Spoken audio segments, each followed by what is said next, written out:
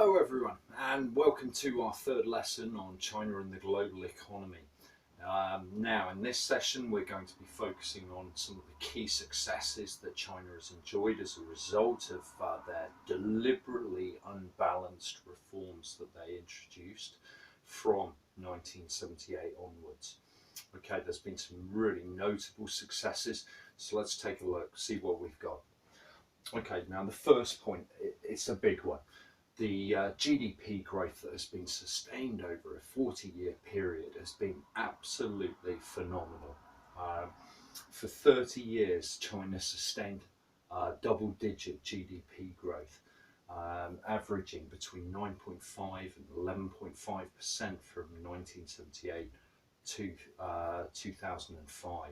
So really impressive transformation in living standards as a result of that rapid GDP growth. Our next point, we can see that because of the nature of this, the compound effect of GDP growth year after year, it meant that China's total GDP rose tenfold from the period 1978 to 2005. Just to understand this, when you have double-digit GDP growth, it means the economy is doubling in size roughly every 7 years or so. So really quite dramatic gains being made in the size of the economic output of the Chinese economy.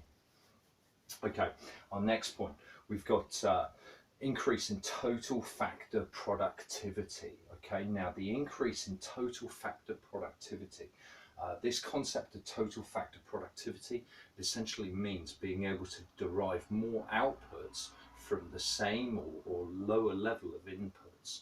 It's about being able to utilize land, labor and capital more effectively. It requires good management by the entrepreneur or the enterprise to ensure that they get optimal performance from land, labor and capital. In a nutshell, it's about inspiration rather than simply perspiration. That's a good way of thinking about it. So yeah, TFP is really important in terms of generating more intensive economic growth.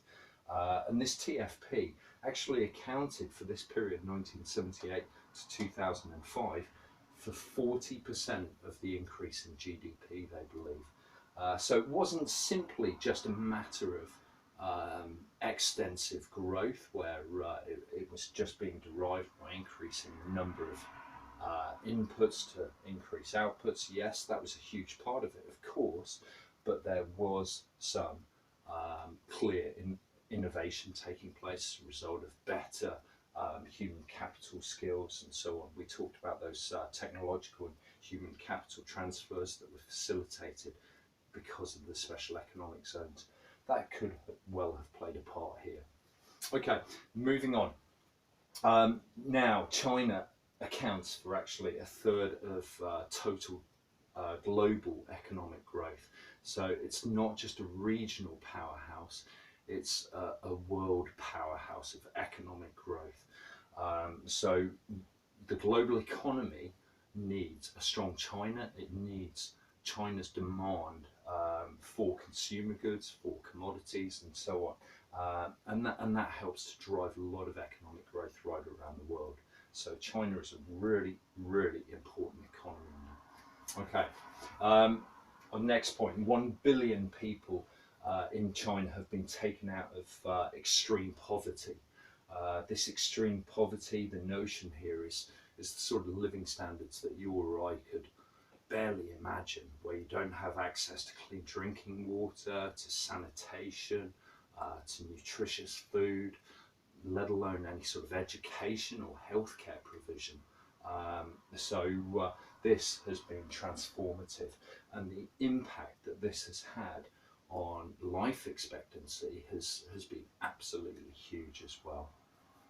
Okay, final point that I've noted down here is really just because I wanted to refer back to that unbalanced nature of that economic growth and the focus of the export engine that China had become, the so-called manufacturing hub of the Western world.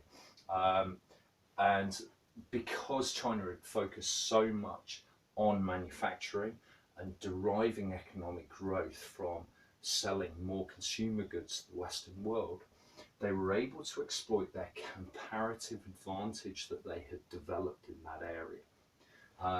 Now, this has been highlighted by a sustained period of current account surpluses. In around about 2005 or so, I believe the current account actually hit about 10% of GDP of the size of China's economy. So it was absolutely huge. The growth that this was providing towards GDP.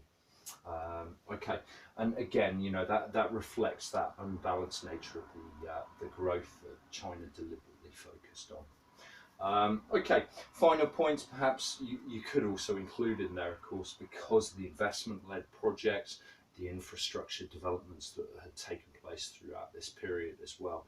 And again, they have been absolutely substantial.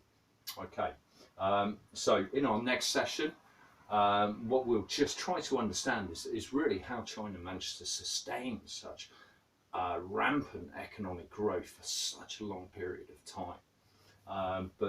Yeah, there it is. You know, these successes are really quite notable. And if you are an LEDC or a transitional economy, you're going to be looking at the Chinese model and thinking, they've got a lot right here.